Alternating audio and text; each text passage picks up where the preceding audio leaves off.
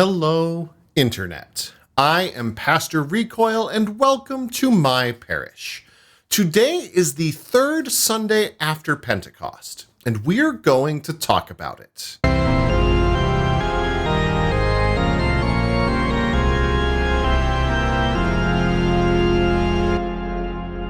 Welcome to Pastor Recoil's parish, where I talk about some things you may not have heard about in church, either because they're not quite appropriate for all audiences, or it just isn't something that's easy to talk about in a sermon.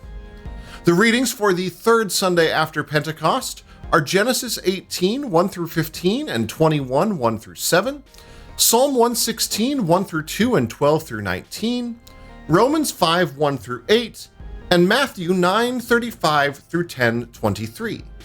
We're going to talk about hospitality and welcome.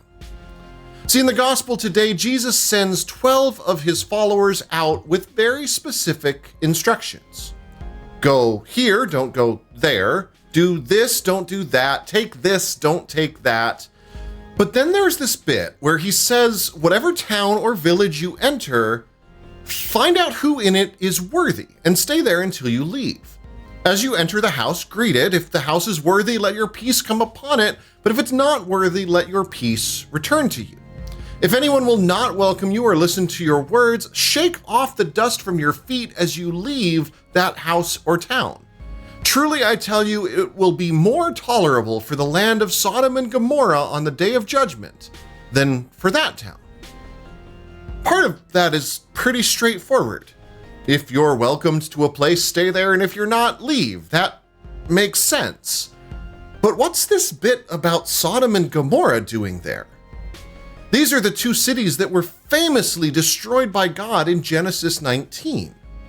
Now, popular Christian theology says it was because they wanted to have sex with two men who were actually angels, but that's not really how the Bible portrays their destruction.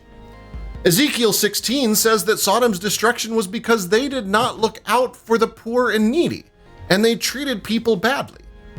Even within the narrative of Genesis 19, the issue seems to be a violation of the rules of hospitality.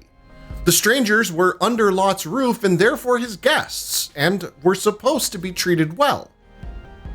Outside of the Bible, Sodom and Gomorrah's mistreatment of guests was heavily emphasized in Jewish literature, and was given as the reason for their punishment. Treating strangers well seems to be something that's a big deal to God. So when Jesus sends out the disciples, if they're not immediately welcomed, they're to just move on, shaking off the dust of their feet as if to say, we're so done with this town, we don't even want its dirt to follow us.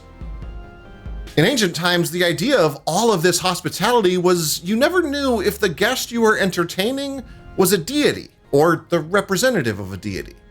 Like we see in Genesis 18, when three men, whom scripture collectively identifies as the Lord, show up at Abraham's tent. Gods or a God's messenger will show up a lot in the Hebrew scriptures and in other ancient texts, especially in the older texts. So folk were supposed to treat their guests well, just in case they were welcoming one of their gods.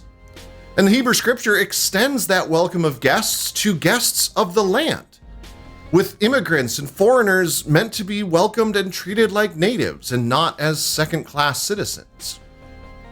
For Christians, the connection of deity to strangers goes a little bit deeper.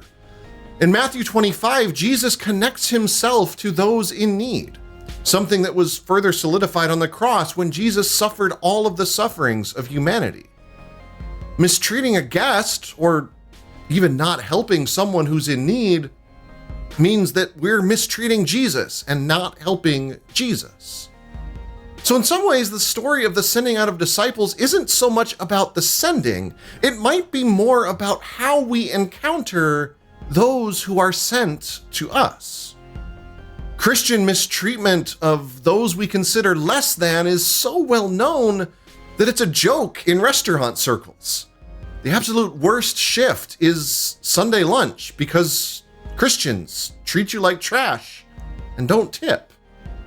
And we've seen enough anger and violence from Christians toward anyone who is different to see how far away from this ideal of welcome and hospitality that we've come. Because anytime we do harm to another, anytime we cause a human to suffer, we are doing that to Jesus. Whenever we are unwelcoming or violent, whenever we treat the help as if they exist to service us, we're doing the same to Jesus. That's how important this is. That's how big of a deal hospitality is. So we as Christians need to do better and welcome one another, especially those who are strangers to us. So if you want to see more content like this, check out the links to my right or click the logo below my face to subscribe so you'll know when my next video comes out.